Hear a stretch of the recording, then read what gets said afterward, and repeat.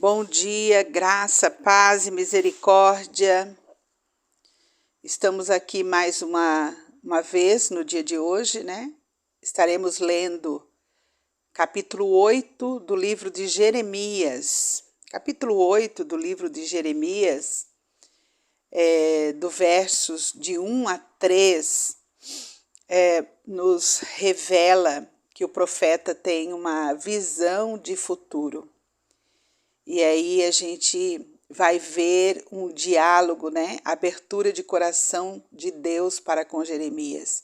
Diz o versículo 1: Naquele tempo, diz o Senhor, lançarão para fora das suas sepulturas os ossos dos reis e dos príncipes de Judá, os ossos dos sacerdotes e dos profetas e os ossos dos habitantes de Jerusalém. Espalhá-lo-eis ao sol e à lua e a todo o exército do céu, a quem tinham amado e a quem serviram, e após quem tinham ido, e a quem procuravam, e diante de quem se tinham prostrado. Não serão recolhidos, nem sepultados, serão como esterco sobre a terra.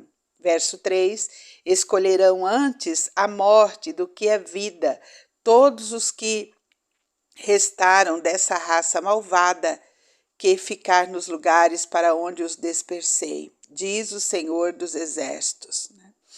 A pior desonra para o povo era ter os seus ossos desonrados, né? E é isso aqui que Jeremias está vendo. Jeremias está vendo o que ia acontecer quando a Babilônia chegasse para com Judá. E os ossos dos mortos seriam desonrados. E aqueles que restaram, os que estavam vivos, eles iriam sofrer mais do que os que foram desonrados, né? Seria um momento de muita dor, né? De muita dor. A partir desses versos de 1 a 3, a gente percebe que o povo que viria, que Deus traria para tratar com Judá, era um povo cruel. Tá? Era um povo cruel. Aconteceria mais para frente a crueldade daquele povo. Dos versos 4 a 7, né, o profeta começa a ouvir diretamente Deus, e Deus vai abrir o coração para o profeta, e Deus fala para o profeta por que aquele povo não se arrependia. Verso 4: Diz-lhe mais: Assim diz o Senhor, quando caem os homens, não se torna a levantar? Quando alguém se desvia do caminho, não torna a voltar? Por que, pois, este povo de Jerusalém se desvia, apostatando continuamente? Persiste no engano e não quer voltar. Eu escutei e ouvi, não falam o que é reto, ninguém há que se arrependa da sua maldade, dizendo: que fiz eu? Cada um corre a sua carreira, como um cavalo que arremete com ímpeto na batalha. Até a cegonha do céu conhece as suas estações. A rola, a andorinha e o grou observam o tempo da sua ribação, mas o meu povo não conhece o juízo do Senhor. Então Deus estava falando para Jeremias, abrindo o coração dele. Por que o povo não se arrependia? Por que o povo não entendia? Eles já tinham sido testemunhas do que havia acontecido com os israelitas, as 10 tribos de Israel, que tinham sido totalmente exterminados em 722 pela Síria. E eles não tinham aprendido nada com o que tinha acontecido lá atrás.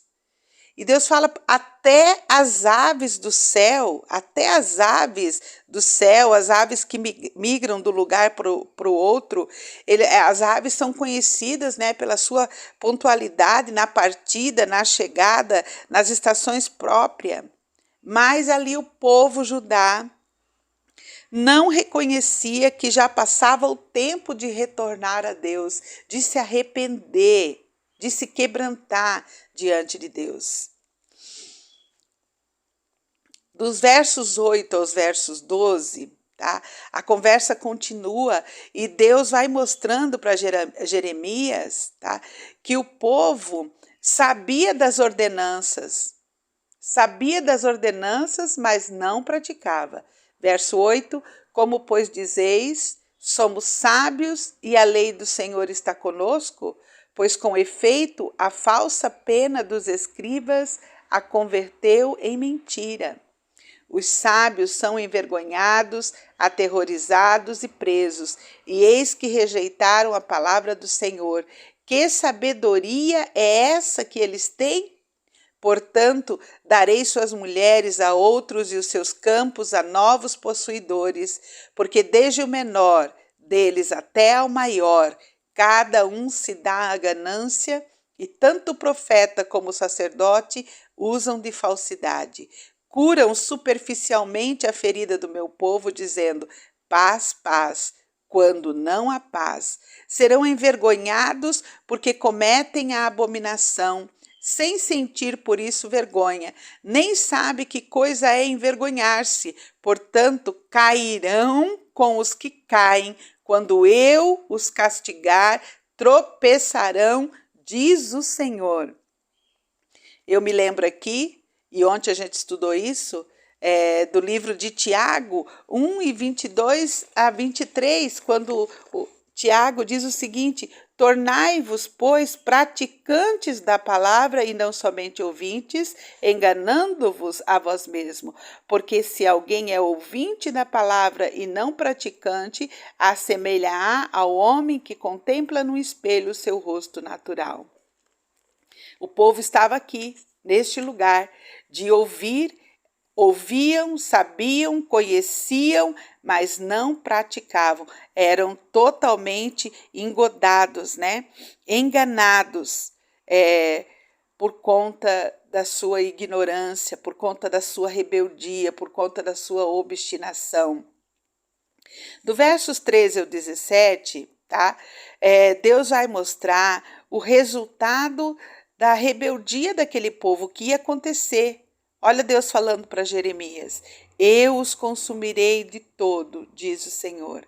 Não haverá uvas na vide, nem figos na figueira, e a folha já está murcha, e já lhes designei os que passarão sobre eles.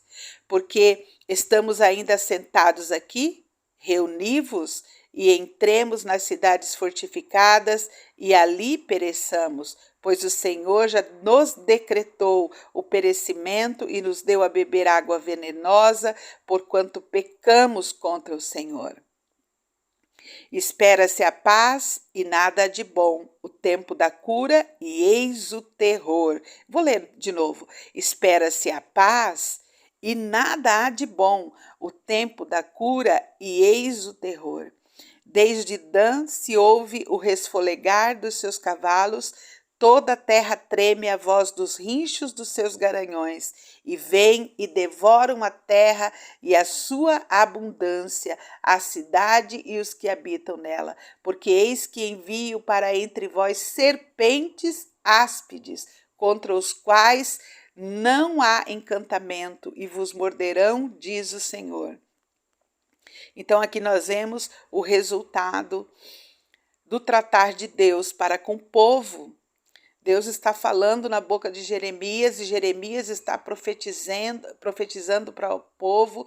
Deus é paciente e ele vem tendo esse diálogo com Jeremias e vem falando, convidando o povo ao arrependimento, porque viria um invasor, Deus traria um invasor. Deus traria a Babilônia, Nabucodonosor, um invasor cruel sobre a vida deles. E olha o que diz aqui: eles esperavam um tempo de paz, um tempo de cura, mas eles viveriam um terror. E já estava às portas, o invasor já estava chegando. E não é um invasor qualquer, né? É serpente. É como serpente.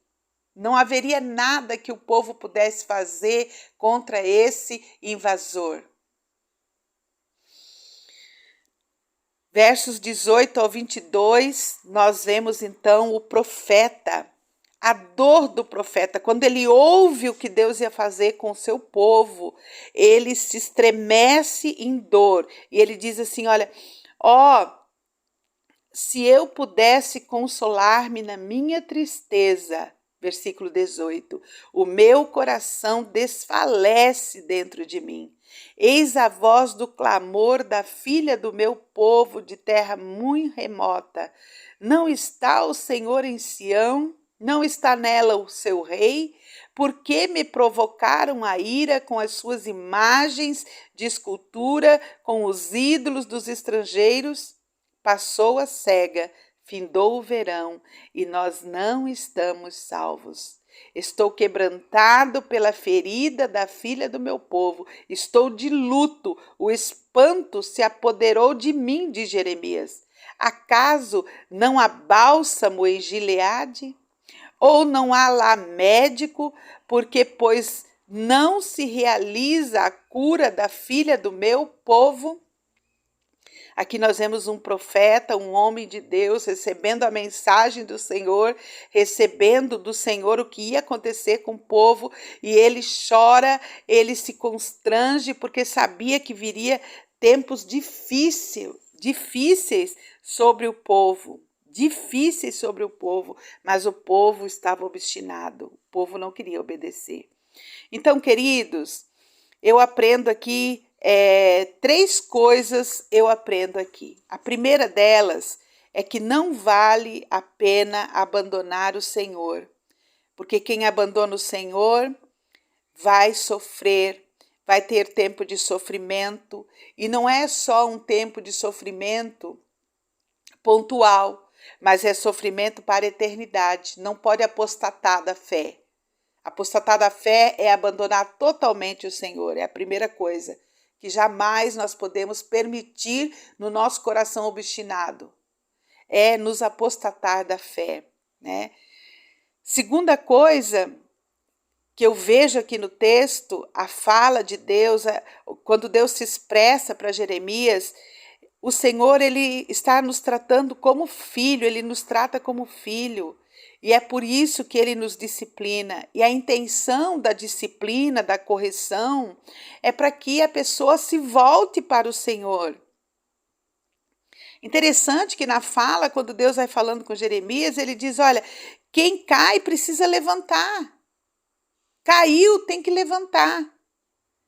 Ele dá o exemplo das aves, que as aves, elas são pontuais na partida, na chegada, elas sabem quando chega o verão, quando chega o inverno, e a pessoa, o ser humano, precisa compreender.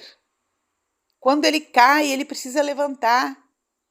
E a terceira coisa é que precisa dar nome, né?